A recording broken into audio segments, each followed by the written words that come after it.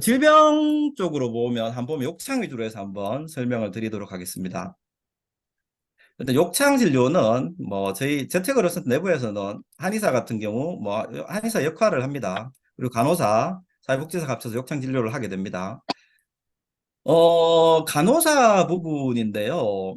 실제로 이제 뭐, 요 부분은 이제 뭐 욕창은 아니고, 그 열상이신데, 노인분들 피부 약하잖아요. 그죠? 요 부분이 찢어져가지고 이제 계속 이제 서로 카톡으로 소통하는, 그리고 요거는 이제 욕창 관련해서 카톡으로 소통하는, 요렇게 진행을 하고 있습니다.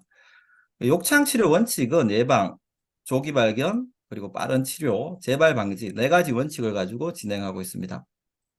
욕창 치료의 핵심은 뭘까요? 뭐, 다 뭐 좀 다를 수도 있고 한데,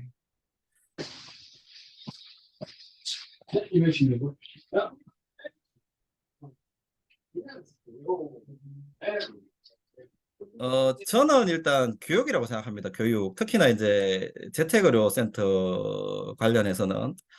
이 뭐냐 하면요. 이제 결국에는 집에 있는 분이고, 저희가 뭐 갈 수 있는 시간이 많지가 않죠. 아까도 보셨지만 한의사 30분, 뭐 간호사 뭐 2시간, 30분 뭐 네 번 하면 그죠? 그래서 예방하는 것도 집의 일이고 조기 발견하는 것도 환자 보호자의 일입니다. 그리고 빠른 치료를 하는 거는 물론 저희도 하지만 재택에서 이거는 많이 할 수 있는 부분입니다. 그리고 재발 방지 또한 재택에서 할 수 있는 부분이에요. 그러면 이거를 어떻게 하느냐? 결국은 필요한 건 교육입니다. 교육. 교육. 그리고 여기는 이제 교육에 따라서 예방, 조기 발견, 재발 방지하는 거고. 그죠? 그리고 실제로 뭐 당연히 치료도 하겠죠. 욕창 치료를 방문도 하고. 저희가 방문을 시간이 제한이 있기 때문에 근데 욕창 치료는 뭐 24시간 되어야 되죠. 그래서 비대면 진료를 합니다. 이렇게 일단 진행을 하고 있기 때문에 제가 생각하는 거는 교육이 제일 중요하지 않나. 그죠? 그렇게 생각합니다. 근데 교육을 하려 그러면 환자도 환자 상태를 알아야 되겠죠. 근데 이런 것들이 아까 SNS나 이런 걸 통해서 사진 정보로 제공이 될 수 있다는 부분입니다. 그래서 뭐 환자 요거는 이제 따님인데 뭐 이렇게 이제 초기 발견이죠. 굉장히 2단계 초기 내지 뭐 2단계 초기로 보여지죠. 이렇게 발견을 해서 알려주시면 이제 뭐 이렇게 치료를 해서 이제 치료하는 그런 이제 사진입니다.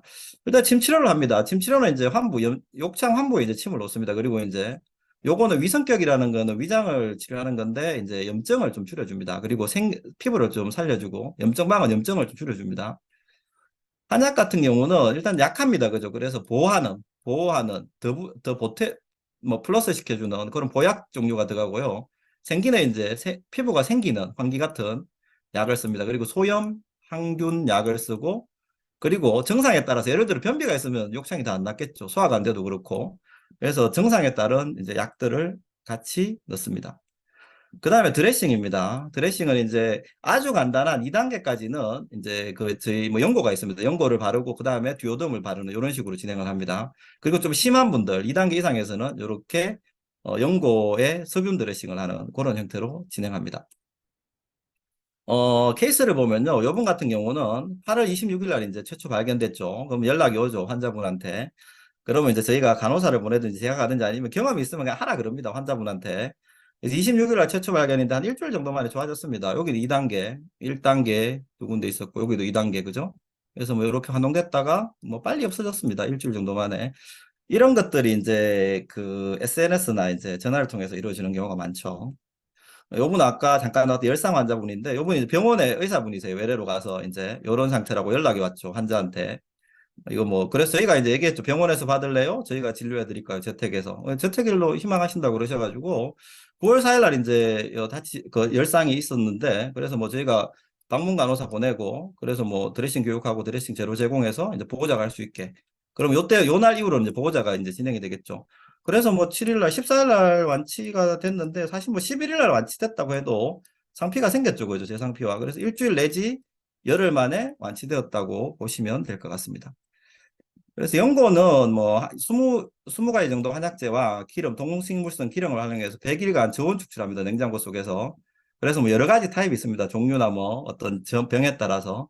여기 주사기 형태는 홈 같은 데 쓰기 편하라고 이렇게 요런 어떤 제재도 만들었습니다. 같이. 다학제의 확장, 요즘은 이제 비대면 진료를 좀 진행하고 있습니다. 다학제로. 그냥 한의사 간호사, 한의사 환자, 이렇게 진행하고 있는데 케이스를 한번 보도록 하겠습니다. 비대면 진료 사업 지침에 보면요, 초진이 허용되는 범위가 있습니다. 거동불편자 두 가지 케이스입니다. 65세 이상 장기 요양, 그리고 장애인 두 가지입니다.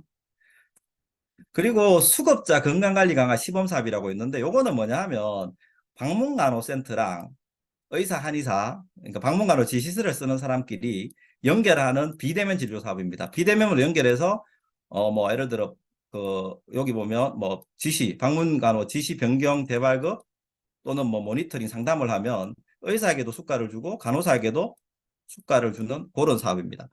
근데 이 두 가지를 합쳐 놓으면, 비대면이랑 합쳐 놓으면 이제 제가 어떤 지금 하고 있는 비대면 진료가 되는 거더라고요. 일단 먼저 보도록 하겠습니다. 그래서 뭐 저는 이제 욕창 없는 거제, 욕창 없는 대한민국을 슬로건으로, 좀 거창하지만 실제 뭐 되진 않겠죠. 근데 뭐 이렇게 노력하려고 하고 있습니다. 그래서 전국 이제 장기요양 환자를 대상으로 비대면 진료를 실시한다고 공고를 하였습니다. 9월 1일 날. 그래서 왜 욕창인가 보면 일단 환자 고통이 커요. 엉덩이가 썩죠. 그죠? 커요. 그리고 보호자도 힘들어요. 기저귀 교체 자주 해야 되죠. 또 대소변 오염 신경 써야죠. 드레싱 해야죠. 근데 이것도 있지만 환자 얘기를 들어보면 특히 이제 맨 처음 생긴 분들, 몇 번 생긴 분들은 뭐 그렇지는 않은 것 같은데, 이게 뭐 예를 들어 우리 엄마가 네, 저렇게 동안 놔둔 게 참 자책이 된다. 그리고 와, 더 심해지면 어쩌지? 두려움이 굉장히 큰 질병이더라고요. 기본적으로 또 와상이기 때문에. 그리고 재택의료센터 같은 경우도 저희도 뭐 소홀했다고 할 수밖에 없겠죠. 이런 게 만약에 생기면. 그리고 욕창이 생기면 이걸 진료하다 보니까 다른 증상에 대한 진료가 중단되는 경우가 많았습니다. 그리고 보호자랑 뭐 저희 방문진료 간호사랑 했을 때 영상 사진 관찰이 가능했어요. 이거 뭐 실제로 뭐 제가 한 번도 안 가고 치료되는 케이스가 많죠. 요즘 욕창이 많이 없구나. 이런 케이스들이 있죠. 있으니까 이제 뭐 이거 비대면으로 해도 되겠다 이런 생각이 든 거죠. 그래서 대상자는 두 가지 군입니다. 초진이 가능한 65세 이상 장기 요양 그리고 장애인. 비대면 진료 신청이 오면 제가 이제 비대면 진료를 합니다. 그리고 다학제 협력팀을 구성합니다. 이걸 환자만 하기에는 좀 부담이 돼요. 왜냐하면 뭐 어떻게 할지 모르니까. 근데 여기에 이제 기관이 끼게 되죠. 뭐 한의원이라든가 방문간호기관. 그래서 이제 저는 비대면으로 하고 그 기관에서는 대면으로 진행합니다. 뭐 한의사 케이스를 보겠습니다. 이게 왼쪽 다리에 이제 교양인데 뭐 5월 달 정도에 이제 의뢰가 들어와서 드레싱을 이제 고려대 병원에서 하다가 이제 안산 한의원에서 하면서 저한테 이제 의뢰가 들어왔죠. 그래서 5월 17일 날 이제 20일 날 의뢰가 들어왔는데 17일 전 사진이고, 이때부터 이제 크기도 좀 재달라 그래가지고 대략 보니까 뭐 한 4.5쯤 되죠. 그죠? 요 정도고 쭉 진행을 해서 한 달 정도는 이제 육아 조직을 키워가지고 자라게 만들었고, 한 달 정도는 이제 그 재상피하가 이제 쑥쑥 들어가게 되죠. 그죠? 그래서 약 2달 정도 만에 협업해서 치료를 하였습니다. 한의사 간호사 협업 사례를 보겠습니다. 이분은 이제 의정부시 방문간호센터 협업인데, 뭐 42년생 여자분입니다. 폐렴으로 입원 후 욕창 4단계가 발생하였고, 5개월 이상 방문간호 치료했습니다. 이분 치료 잘 하셨어요. 초기 사진 보면. 그런데 호전되다가 2, 3개월 정체되는 시기가 있었다는 거죠. 본인 혼자 이제 고민을 한 거죠. 그러다가 이제 제가 좀 이렇게 어떻게 저를 알고 이제 연락을 와서 8월 30일부터 이제 협업을 시작하였습니다. 그래서 9월 30일부터 드레싱 변경을 하였습니다. 상황을 보면 이제 요때가 의뢰 시점인데, 의뢰 전에 잘 치료했죠. 3월 달부터 해서 쭉쭉쭉 잘 치료했죠. 그죠? 근데 이제 6월부터 한 8월 정도까지가 정체 시기가 있었고, 진전이 없어서 이제 저한테 의뢰를 하게 됩니다. 연월 30일인데 9월 1일부터 이제 스타트가 됩니다. 근데 이제 9월 6일 날 보면 이제 약 한 50%, 53% 오전, 넓이 기준으로 53% 오전입니다. 그리고 이제 9월 11일 날 11일 차에 한 80% 정도 호전됐습니다. 13일 차, 9월 13일 날, 그리고 17일 차, 20일 차 완치되었습니다. 뭐 짧게 끝났다고 서로 얘기는 하고 있습니다. 물론 뭐 변수나 이런 게 있기 때문에 이게 짧나 빠르냐에서는 뭐 말이 있을 수 있지만 뭐 대체적으로 빨리 끝났다고 봅니다. 그리고 요번에 이제 대전에 거주하시는 환자분이신데 남자분이시고 지체장애이십니다. 2020년 높은 곳에서 추락하셔가지고 T12번 골절되셔 이제 하반신 마비되셨죠. 근데 이제 4월 달에 이제 그 욕창이 발생했습니다. 운동을 많이 하시는 분인데 휠체어 생활이 이제 뭐, 그리고 나이가 좀 젊기 때문에 컴퓨터도 많이 하고 이래서 거의 앉아 계시면서 이제 양쪽 둔부에 이제 욕창이 생겼습니다. 왼쪽에 2.2cm 정도, 여기는 이제 오른쪽에는 1.4 정도 그죠?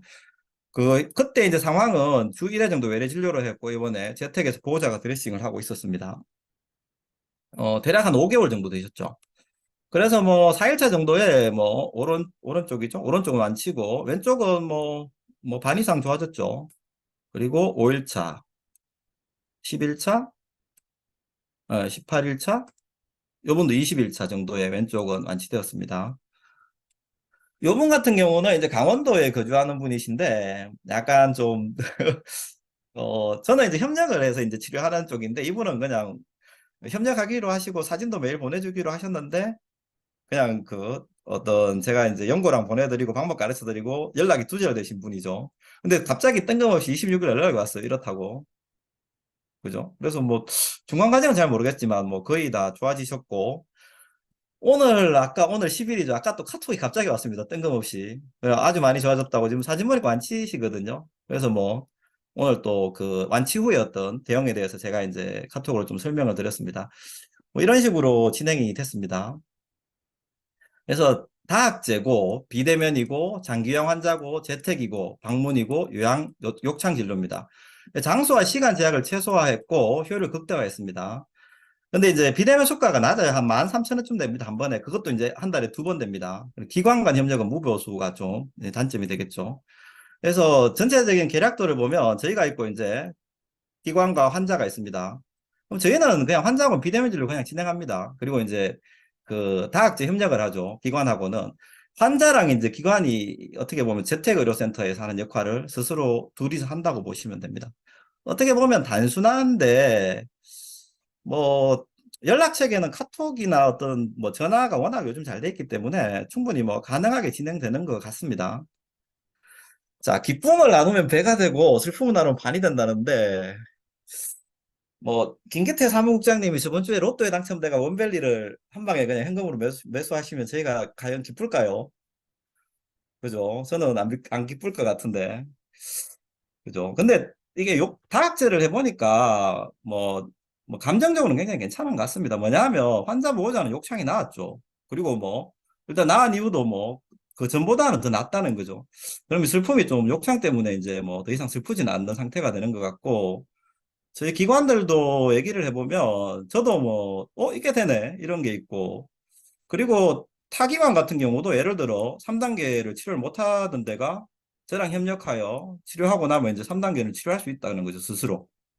그리고 이제 새로운 질환에 대한 협력 모델이 지금 약간씩 나오고 있습니다. 서로 간에. 이것도 한번 해보자. 신뢰로 시작해서 좀 신뢰로 끝나는, 물론 결과가 좋아서 그렇긴 한데, 그런 게 아닌가 싶습니다. 네, 이상입니다. 감사합니다.